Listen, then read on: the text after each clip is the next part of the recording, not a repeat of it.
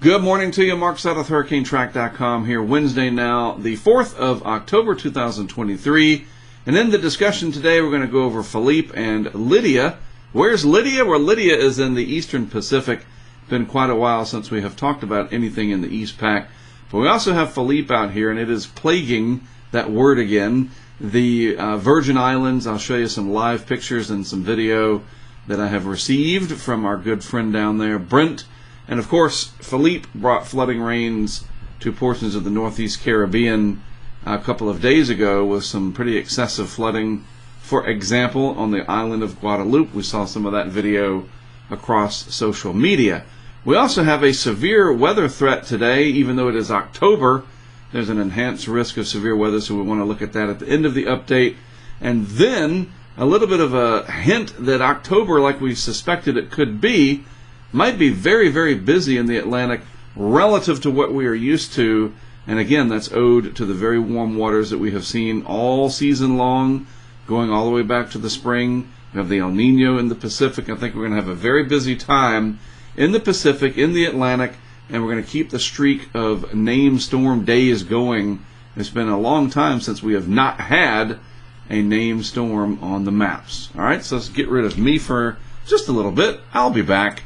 And let's start off here with a nice satellite animation here, courtesy of Tropical Tidbits. There we have Philippe. There is Lydia. And then all kinds of disturbed weather over here in the eastern and southeastern Pacific. We're going to get some severe weather happening here in the Great Plains. We will talk about all of these things as we move forward.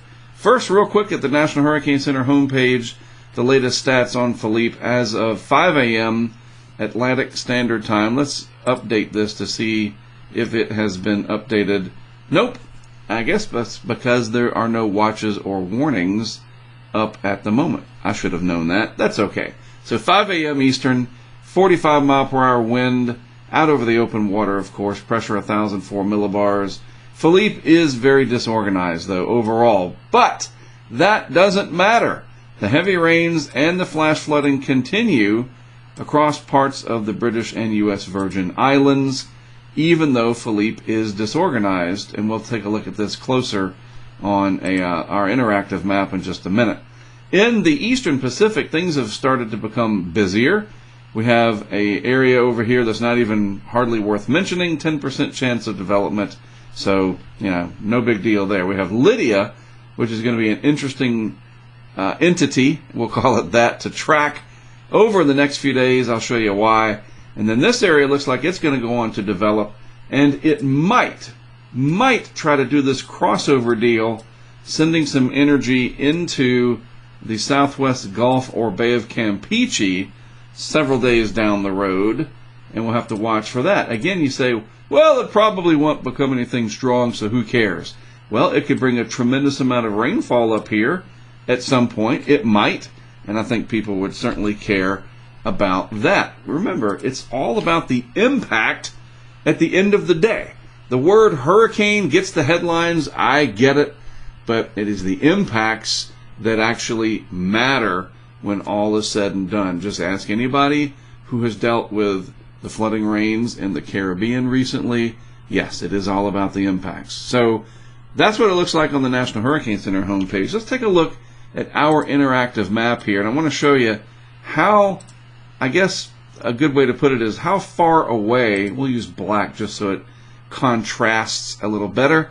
Look how far away the center is, the center of circulation. Of course, Philippe's very disorganized, but look how far away it is from our friends down here in Puerto Rico, the U.S., British Virgin Islands, Vieques, etc., and yet it is bringing quite a bit of heavy rain. Let's go to our radar scope here. We'll zoom out just a hair. The center of circulation is up here somewhere, apparently.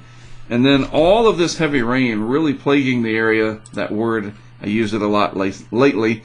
That's all right. But that's exactly what's going on. I mean, it's just rain band after rain band all across the Virgin Islands over here, eastern Puerto Rico, or the northeastern part of that territory, and even down here on the south central part of Puerto Rico. And it's not moving very fast, this whole thing, and therefore we are getting some very heavy rain There's a big cruise ship industry going on down here. People trying to come in on all kinds of different cruises. I don't know what the schedule is for today, but that cannot be fun for sure. And if we broaden out just a little bit, you get an idea of the track of Philippe, going to pass very close to Bermuda, and then, believe it or not, it could make landfall up in Maine. What is up with these systems this year? If we broaden out even more, you see over the next 5 days, the remnants of this energy will end up here way in Quebec, as far away from it is in the Caribbean now. That's remarkable. So that's Philippe. What about Lydia? Well, Lydia is going to sit out here for several days, and it's going to try to get out, and then it might try to come back. That's going to be really interesting to watch. I'll show you that on the GFS. But another thing I want to pull up for you real quick, we do have some cameras down here, and they're off and on. The infrastructure in and out sometimes, so you just never know. I think the first camera is out. Let's see if, yep, this one's back. So this is right down at the docks there in Charlotte Amalie in the U.S. Virgin Islands down there on St. Thomas. That's what I'm trying to say. Get it together, Mark. A little breezy, the rain not so bad, but it's just a yucky day. It's not a good day to be enjoying this area. I was right there during spring break with my family. One of our friends down there, Timothy, and his family host our camera for us at their shop and warehouse area, and the cruise ships come in like right there. Not today, though, and if they were, it would be rather nasty. At least it's warm. Now let's look over at St. John, and there's a little bit of rain schmutz on the camera, but, a cloudy, dreary day. This is Cruise Bay sitting right over here. We'll use red to make it highlight. That's Cruise Bay right there, and I'll show you where that is in relation to everything here on the radar. If we can zoom in, Cruise Bay, let's see if I can make it pop up. Sometimes, yep, there it is, right there. And they've got some heavy rain and some not terrible flooding, but it has filled up their version of an arroyo. They call them guts down there, apparently. The gut is filled up, a gully, whatever you want to call it. And this is what it normally looks like near where Brent lives, our friend down there. He put a GoPro on the bridge yesterday just in case this were to get really, really high. It hasn't, but it's normally pretty dry, he said. But this is what it looks like this morning. He took this video just a little while ago, and through the wonders of the internet, he sent it to me. No, it's not like, oh man, holy cow, look at that. I get it, but it's just kind of interesting to see. And the people that live in St. John, they know normally that gut, that gully, whatever you want to call it, is dry, but not so much today. And the risk is that really heavy rain, of course, can jack this up fast, and it might take out that bridge. You just never know. And there are some heavier rain bands coming. Go back to radar scope one more time. I'm a little concerned that this area of heavier rainfall, these higher returns on the radar, that could work its way over towards St. John and raise those gut and gully levels once again. We'll see about that. This is what it looks like from his drone. He was able to put the drone up. It was pretty windy, he said. It was a little risky, but he was able to do it. Normally this thing is nice and sort of turquoise looking. Not today. It's filled with mud and sediment and silt that washes out through the gut right into Cruise Bay. So there you go.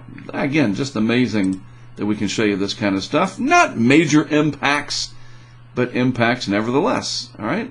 Hey, look, we can just look at the satellite picture, but when you can go and see real-time and real-world updates like this, that's pretty remarkable. And I'm very thankful that we have such a great network of people that help us with this. So now, what's going to happen in the future with all these different features? The future of the features, right?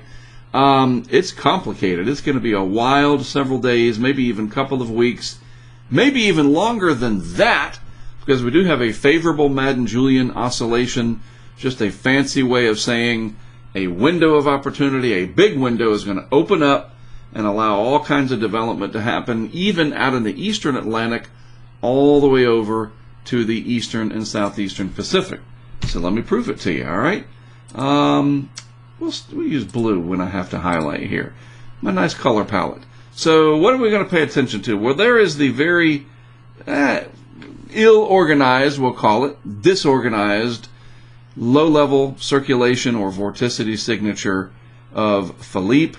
There's some energy that we are going to want to watch coming off Africa. And then we'll look at the Eastern Pacific in just a moment. So watch what happens with Philippe down there. It tries to get a little better organized, maybe. And then something else really bizarre. I still don't understand what's happening here. There's Philippe right there. There's Bermuda. And then some other area of energy tries to develop. Just a mess in the Western Atlantic there. Bermuda, Howard, everybody else in Bermuda. My friend Jay that owns the Swizzle. Yeah, you're going to get some heavy rain, it looks like, from a combination of these systems. And then the whole package there manages to rotate because a big trough's going to swing in, and it kind of captures everything. And all that mess, and is a good way to put it, is going to pivot into Atlantic Canada, Maine, New England as a whole, maybe more heavy rain where you just don't need it. This is 4 days out. Now, while we are all watching this, look at that.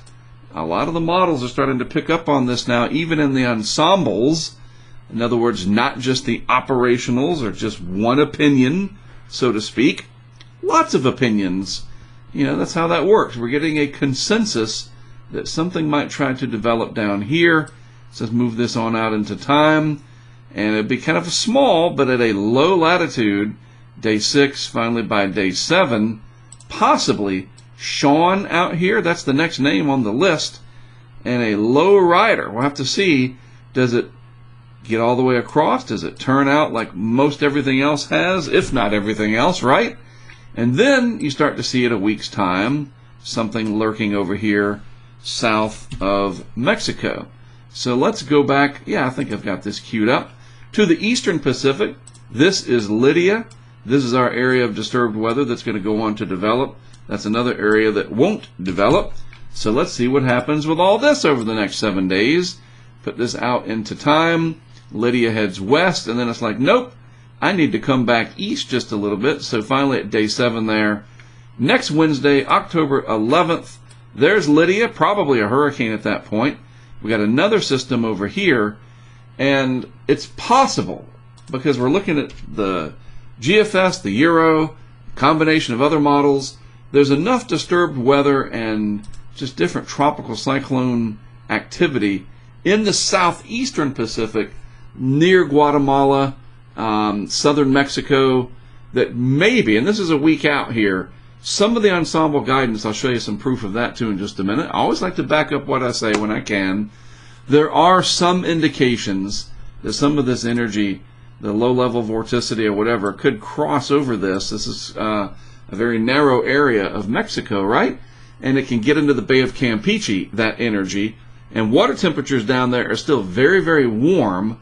And you might have a large, sheared, sprawling rainmaker that could eventually get lifted north, because we're into October now. We're going to get a strong front coming. I'm going to talk about that in just a moment, because it's going to lead to some severe weather, that front.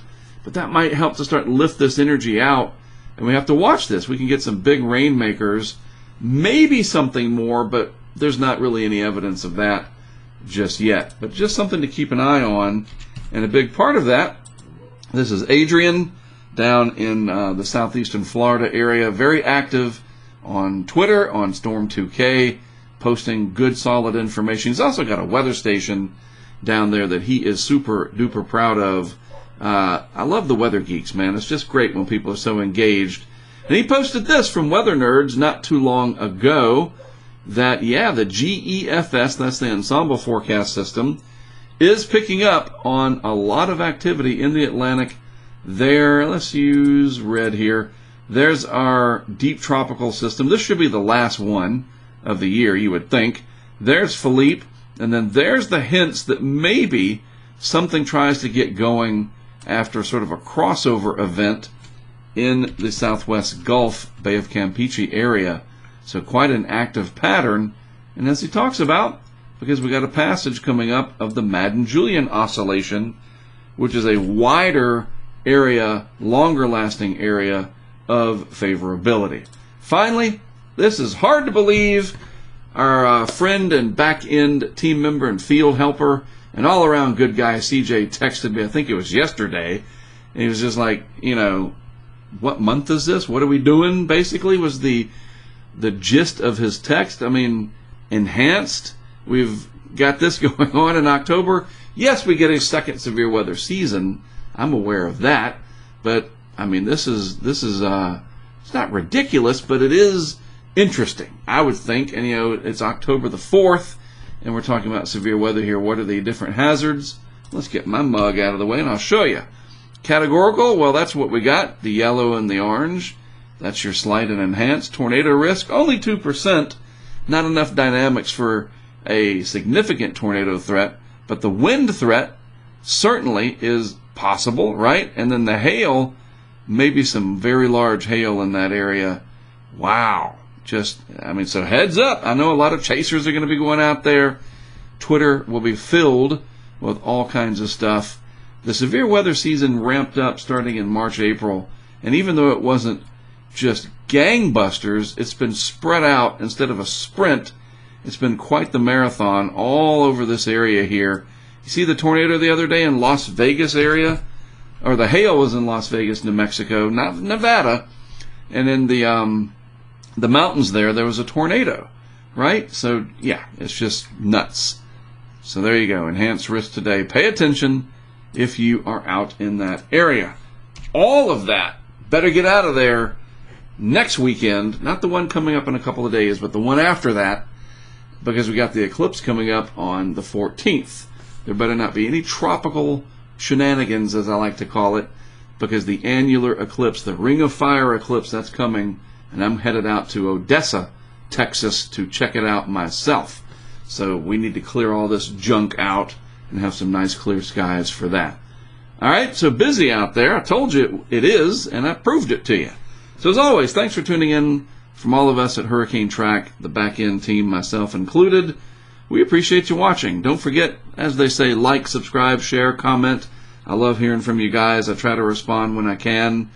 Busy guy here, working on a lot of projects, but it's great to be able to interact with you. So I just appreciate that you tuned in. I am Mark Sudduth. I'll be back with more for you tomorrow.